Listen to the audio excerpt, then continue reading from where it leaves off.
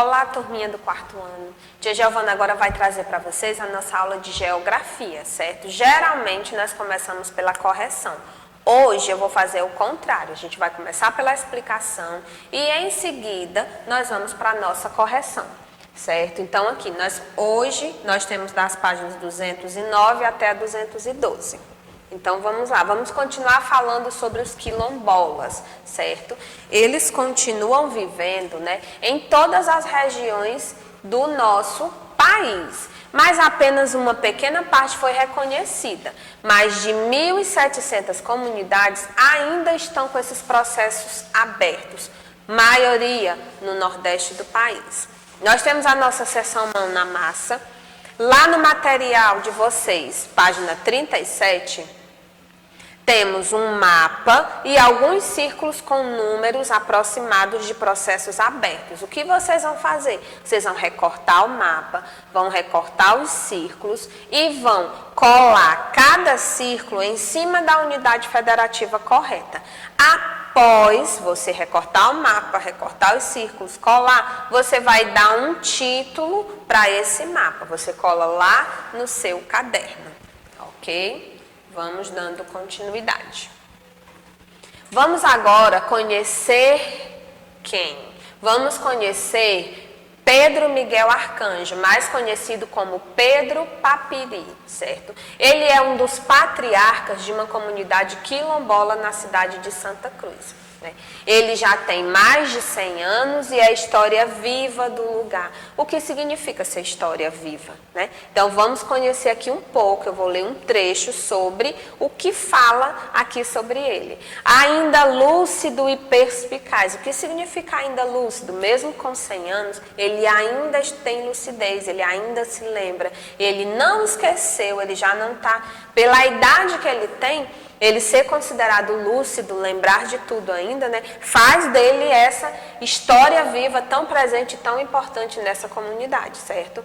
Ele ainda caminha pela praça e ruas vizinhas, sempre sorridente e cativando a todos. Então foi feita uma entrevista com ele, que eu vou deixar para que vocês leiam o conteúdo dessa entrevista, que está no livro de vocês, para que vocês possam conhecer um pouco mais sobre ele, certo? Sobre Pedro Miguel Arcanjo.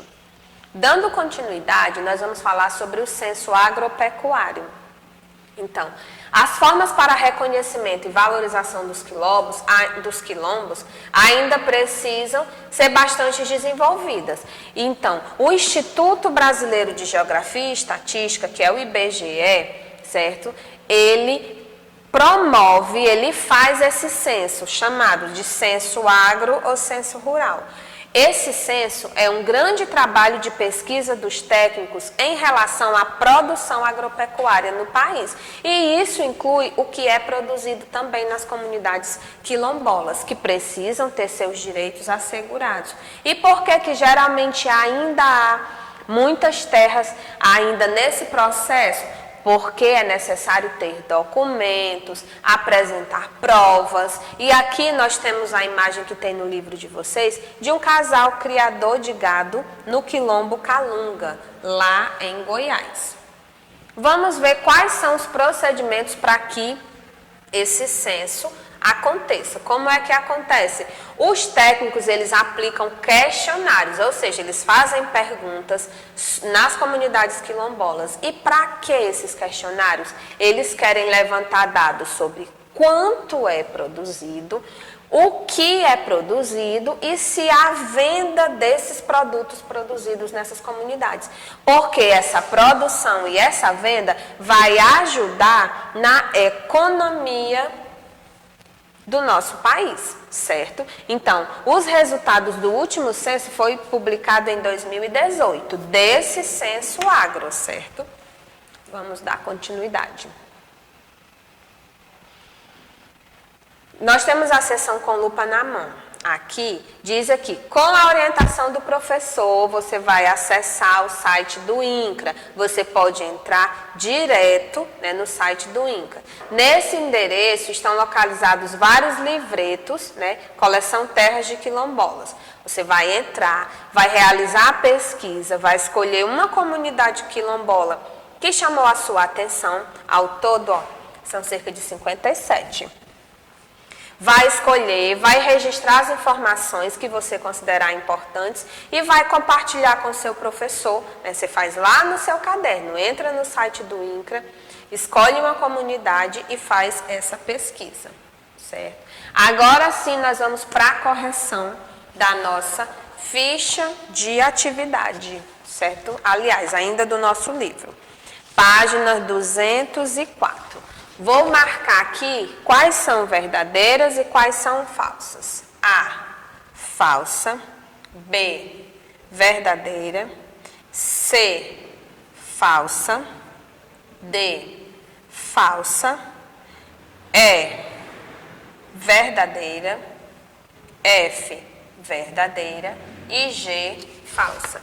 Agora, esses itens que foram considerados falsos, pede para que você justifique. Foi o que eu fiz no próximo slide, certo? Lembrando para vocês que esses slides eu mando lá no grupo para que vocês possam fazer a correção. Então, vamos ver. A população indígena está presente em todas as regiões do Brasil. C, não é na região centro-oeste que apresenta a maior população indígena, e sim na região norte. D, a FUNAI tem papel fundamental no processo de demarcação de terras indígenas.